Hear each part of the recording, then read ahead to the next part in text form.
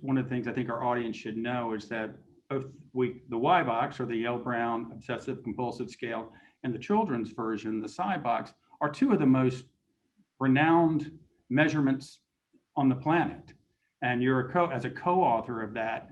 I mean, can you tell us a little bit about, because we're obviously at nView, we're very, very bullish on screen everyone, start screening early, catch all these things early if you can. Can you explain a little bit about the tools themselves and why it's so important for a healthcare provider, not necessarily even a psychologist or psychiatrist, to get these kinds of tools in their hands? Sure. What the white box did, which I think was revolutionary, was it really focused on assessing the symptoms that compose the condition, but capturing how we conceptualize the associated severity of that. So the white box truly has been a model for multiple other severity scales that to date hadn't really been published or created outside of OCD and in so many other domains. So historically, the way that the severity of diseases, different disease states was captured was you looked at all the symptoms, you asked how bad the symptom was, and then that summed it up. So for example, in depression, you might say, well, you have problems, concentrating, 0 to 3, how bad is that?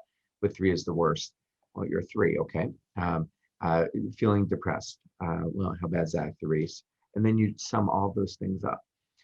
The problem, however, with that approach is that it provides this kind of weighting on specific symptoms that may not correspond with overall symptom severity. So if someone has problems with falling asleep, but also sleeping too much, you end up seeing the likelihood that one of those is going to be scored differently than the other.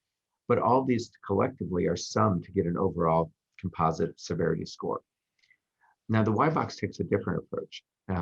It really focuses on, again, what symptoms are present that link up to the illness, but then this element of how we would conceptualize severity.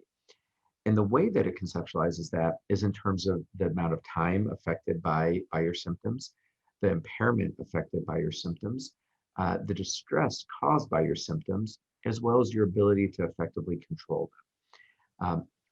And so this has been something that's really kind of withstand the test of time as a way of thinking about the severity of an illness.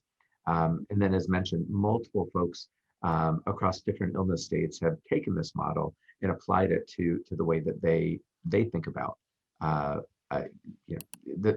assessing the severity of their respective disease.